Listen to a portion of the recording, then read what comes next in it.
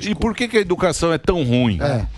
Tá, essa é a grande pergunta, né? A gente tem anos de políticas educacionais mal feitas, né?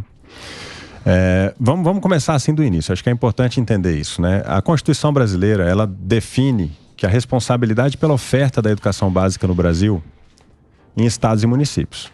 Sim. Né? A lógica de financiamento da educação básica, ela reflete isso. Certo. Então, pouca gente sabe disso.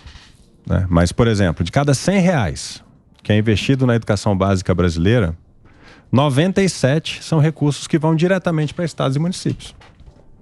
O governo federal, as nossas políticas do Ministério da Educação representam 3% de todo o recurso para a educação básica. E a gente conhece assim, a realidade brasileira em muitos municípios é muito ruim, né? A capacidade que o município pequeno, ele tem de fazer política, de preparar um currículo, e aí você começa daí, né? Você começa dessa lógica muito descentralizada no país para pensar a educação. Então, por exemplo, vamos pensar que a gente teve uma pandemia.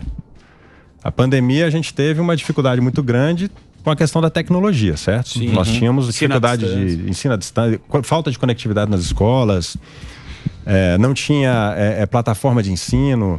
Hoje, para você levar uma tecnologia para a educação brasileira, você precisa de 5.570 municípios fazendo processos licitatórios para comprar aquela tecnologia. Muita burocracia, né, meu? Muita burocracia. Muito. E teve muitas... E muito município também, né? Muito. Tentaram reduzir. Tentaram o Guedes reduzir, tentou reduzir, mas não... Mas a gente comentou muito a Posso fazer? Eu tenho que fazer um break só para rádio, a gente continua na TV. Estamos aqui com o ministro. O Twitter é esse. Vitor V. É isso? Underline Godoy. Underline Godoy com Y no final. Instagram também, a mesma coisa. O Instagram também, está aí o ministro que está conversando com a gente. Vamos pro break, Reginaldo, a gente continua na TV e nas nossas plataformas. Ministro da Educação.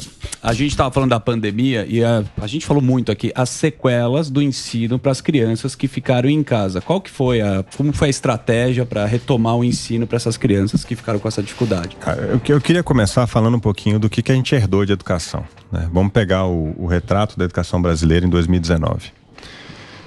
A gente tem uma avaliação que a gente faz a cada 2 anos, que são provas realizadas aí Brasil afora, todo o Brasil. E a gente pega alguns anos estratégicos, né? Então a gente pega o 2º ano do ensino básico, a gente pega o 5º ano, que é a transição do fundamental, a gente pega o 9º ano, que é a transição para o ensino médio, e a gente pega o 3º ano, que é o aluno que está saindo do sistema. Então quando a gente olha, por exemplo, os alunos que estão saindo do sistema, ou seja, passaram toda a educação básica pública, a gente tem praticamente 50% dos nossos estudantes em língua portuguesa e em matemática nos 3 primeiros níveis dessa avaliação. Então, por exemplo, português são 8 níveis. Quanto maior o nível, maior o nível de conhecimento desse estudante. A gente está nos 3 primeiros, metade dos estudantes nos 3 primeiros níveis de português e matemática. Então, esse é o nível que a gente herdou. Nós tínhamos 38 mil escolas sem conectividade. 7.600 escolas sem saneamento básico, sem esgotamento sanitário. Nós tínhamos 3.300 escolas sem energia elétrica. Então, esse é o retrato que a gente pega, era né? ruim, é um trabalho de formiga. Eu trouxe até uma colinha aqui, quer ver? Que aí, então, mas você pegou agora isso aí, né? Deu uma bucha. Foi o negócio porque lá que mudou. deu rolo lá, o cara saiu. Sim. Deu... Sim.